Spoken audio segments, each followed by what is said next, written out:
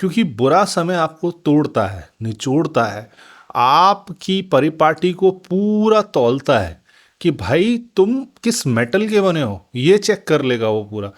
उठा उठा के पटकेगा भाई, उठा उठा के पटकेगा, आपके ईगो को तोड़ेगा, आपके एंगर को तोड़ेगा, आपके स्वास्थ्य को तोड़ेगा, जिससे आप बिल्कुल नग्न खड़े हो जाएंगे और फिर आएंगे आप अपनी औकात पे। अक्सर ये प्रश्न मन में आता है कि बॉस, ये बुरा समय आता ही क्यों है? सबके जीवन में अच्छा समय चलता रहे, सब लोग आगे बढ़ते रहें, खुश रहें, ये दुनिया स्वर्ग जैसी हो जाएगी तो कहाँ फिर आदमी कहेगा स्वर्ग में जाना है, नर्क में जाना है? जब ये धरती ही स्वर्ग जैसी प्रफुल्लित हो जाएगी, अगर प्रत्येक व्यक्ति को सुख मिल रहा है, आनंद मिल रहा है, वो जो चाह रहा है उसको मिल रहा है, लेकिन ऐसा होता नहीं है। Life is not perfect for anybody. कब जीवन में एक फेज आ जाएगा, एक पैच आ जाएगा जो आपको अर्श से फर्श पे उठा के पटक देगा और जहाँ पे आपकी चलती हुई चीज़ें ना रुक जाएंगी।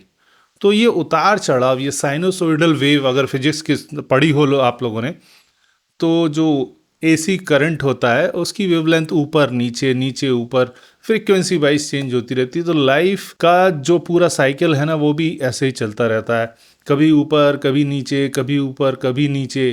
कुछ लोगों के लिए बहुत हद तक ऊपर ही ऊपर, कुछ लोगों के लिए ज़्यादा समय तक नीचे ही नीचे। लेकिन अमूमन औसत देखा जाए तो स्थितियाँ यही रहती हैं।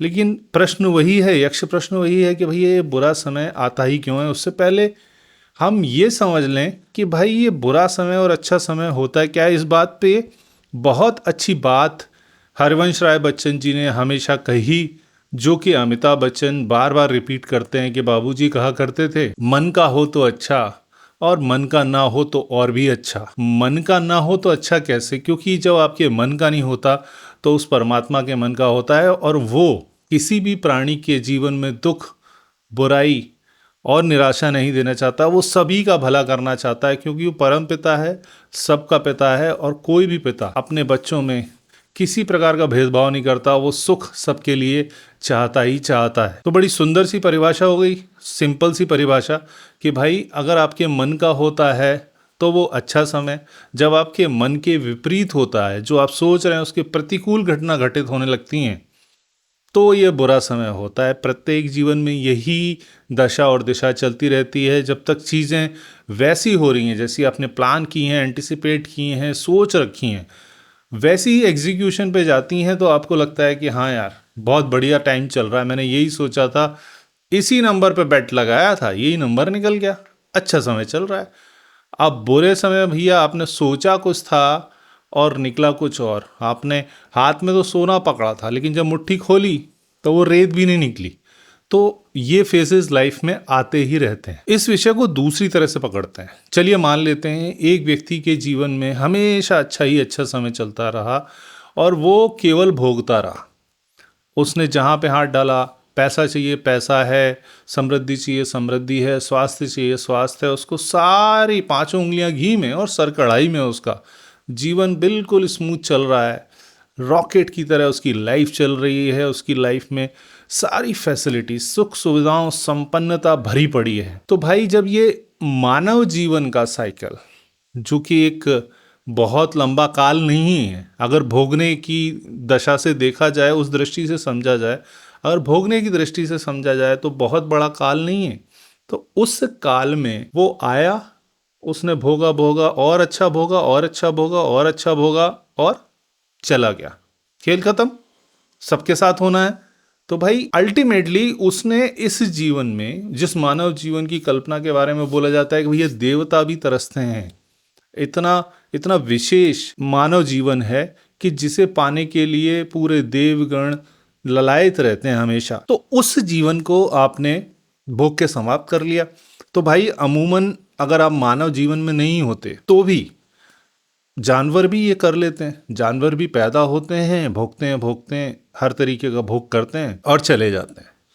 किसी प्रकार की कोई उन्नति नहीं, किसी प्रकार का कोई ज्ञान का समावेश नहीं, किसी प्रकार का कोई आंतरिक गति नहीं हो रही, कोई आध्यात्मिक गति नहीं हो रही। जिस स्थिति में आप आए थे, जो लेके आए थे दिमाग का इतना सा कोना, उस कोने के साथ पैदा हुए और उसी कोने के साथ आप इस दुनिया को अलविदा कह के चले गए। तो आपने प्राप्त किया किया।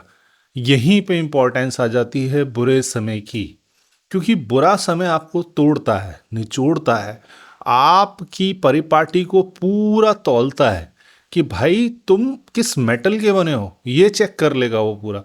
उठा उठा के पटकेगा भाई, उठा उठा के पटकेगा, आपके ईगो को तोड़ेगा, आपके एंगर को तोड़ेगा, आपके स्वास्थ्य को तोड़ेगा, आपके अंदर जितनी आपके पास जो चीज़ें थी जिसको लेके आप बहुत ज़्यादा गुमान करते थे और जिनको लेके आप अपनी विशेषता समझते थे, वो सारी नेस्तनाबूद कर देगा, जिससे आप बिल्कुल नग्न खड़े हो जाएंगे और फिर आएंगे आप अपनी औकात पे। तो बुरा समय आपको तोड़ तोड़ के सिखाता है कि भैया ये दुनिया जो है वो माया जाल है, कोई किसी के लिए खड़ा नहीं होता।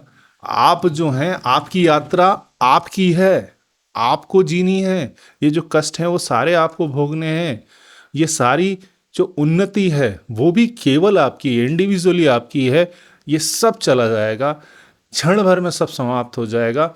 इसीलिए अभी मैं समझा रहा हूं, वो समय समझाता है कि भैया मैं समझा रहा हूं, चीजों को सीखो, समझो, उनकी वस्तु स्थिति से सामना करो। जो तुम्हें जो रंगीन दुनिया दिख रही थी ना, जो पर्दा तुम्हारी आंखों के ऊपर चढ़ा हुआ था, वो सब गायब हो जाता है। जैसे गधे के सर पे से सींग गायब होते हैं ना, वैसे ही भाई साहब दुनिया आपको छोड़ के चली जाती है। कोई आपकी तरफ देखना भी नहीं चाहता, लोग जानबूझ के इग्नोर करते हैं। इसीलिए ये सब चीज़ें बताती हैं कि भैया दुनिया किसी की नहीं है, किसी की सगी नहीं है। आप भी आए हैं, अपना काम कीजिए, भली भांति से चीज़ों को समझिए। नहीं समझेंगे तो भाई आपकी दुर्गति और ज़्यादा होती चली जाएगी। सीखिए जितना सीख सकते हैं, क्योंकि एजुकेशन में तो क्या होता है कि आपने एक क्लास क्वालिफाई की, उसके बाद नेक्स्ट क्लास में मिलेगी, और आपने स्कूलिंग की, स्कूल के बाद इंटरमीडिएट में गए, इंटरमीडिएट के बाद कॉलेज की, पोस्ट ग्रेजुएशन की, दैट्स इट, डॉक्टरेट कर ली, खत्म हुई कहानी। अगली बार जब आप फिर आएंगे, क्योंकि ये साइकिल इतना सा नहीं है ना, जो जीवन आपको दिखाई दे रहा है यहीं पर चीज़ें समाप्त नहीं हो जाती। बहुत बड़ा सर्किल है, उस सर्किल का बहुत छोटा सा अंश आप अभी देख रहे हैं। अगली बार आएंगे फिर से किंडरगार्टन में एडमिशन लेंगे, फिर दूसरी करेंगे, पांचवी करेंगे, स्कूलिंग करेंगे, इंटरमीडिएट करेंगे, कॉलेज करेंगे, पोस्ट ग्रेजुएट करेंगे और डॉक्टरेट करेंगे। लेकिन अगर आपने आध्यात्मिक उन्नति अपनी थोड़ी सी भी बढ़ा ली, या उस विषय में सोच के आपने केवल जानने की इच्छा भी, वो प्यास भी पैदा कर ली ना अपने अंदर, कि मुझे और उन्नति करनी है, मैं चीज़ों को समझना चाहता हूँ, मैं उस पूरे ब्रह्मांड के सारी चीज़ों को अपने अंदर समाहित करना चाहता हूँ, मूल तत्व में समझना चाहता हूँ है क्या।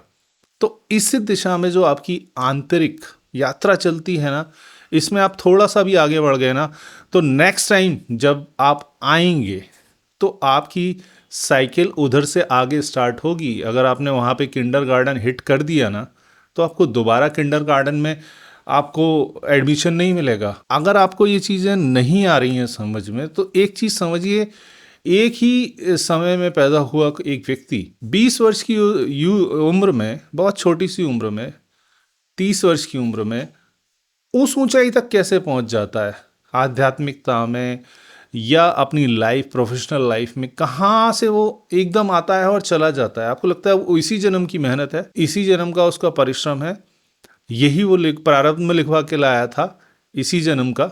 नहीं ना, पहले से वो अकाउंट बैलेंस लेके आया होगा। जो उसने दुख से तप अर्जित किया है, जो वो तपा है अपनी लाइफ में, उन लाइफ्स का उसको अब पेबैक हो रहा है। तो दुख आता है आपको सिखाने के लिए, समझाने के लिए। सुख में तो कुछ अगर देखा जाए तो गेन तो कुछ होता ही नहीं, केवल लॉस ही लॉस है, क्योंकि आपने जो अपने बैंक बैलेंस में जमा कर रखी थी चीज़ें, उसे आप खर्च कर रहे हैं, जमा कुछ भी नहीं हो रहा है। दुख आपको जमा करवाता है चीज़ों का, और सारा खेल परसेप्शन का है। वो कहा जाता है ना कि भाई जो दुनिया के लिए कॉमेडी है वो आपके लिए ट्रेजेडी हो सकती है। जो आपको दुख लग रहा है वो व्यक्तिगत तौर पे देखा जाए सूक्ष्म दृष्टि से तो वो दुख है ही नहीं, वो एक्चुअली ऊपर वाले का आशीर्वाद है आपके लिए कि भाई वो सिखाना चाहता है आपसे, उसे विशेष स्नेह है इसलिए वो आपको सिखाना चाहता है। एक हार्ड टीचर जो होता है ना, वो उसी स्टूडेंट पे फोकस करता है जिसको वो प्रेम करता है, जिस पे उसे मालूम है कि इसमें पोटेंशियल है लेकिन ये गलत मार्ग पे चला गया है। जो कि अच्छा कर रहा है, जो बहुत वैसे ही अच्छा परफॉर्म कर रहा है, आउट परफॉर्म कर रहा है, उस पर टीचर ज़्यादा ध्यान नहीं देगा। वो सोचेगा कि हाँ ठीक है, अच्छे टीचर की बात कर रहा हूँ, नहीं तो आप आजकल की स्थितियों से आप कंपेयर करने लगें तो आजकल तो भाई सब बाजारवाद है। तो अच्छा टीचर जो है वो फोकस करता है कि इस स्टूडेंट में पोटेंशियल है, बस ये थोड़ा सा मार्ग से भटक गया है, इसका मार्ग मुझे सही करना है। मार के कूट के इसको पीड़ा होगी, और उतनी ही पीड़ा उसको भी होती है उस पीड़ा को देते वक्त, लेकिन वो ज़रूरी है क्योंकि वो बड़े लक्ष्य को देख रहा है। वो जानता है कि बड़ा लक्ष्य ये व्यक्ति तय करेगा। तो इस पीड़ा से, इस पीड़ा के मार्ग से, इस समय से इसको निकलना पड़ेगा, और कोई तरीका ही नहीं है इसको तपाने का और ज़्यादा इसको चमकदार बनाने का, तभी ये सही दिशा में जाएगा।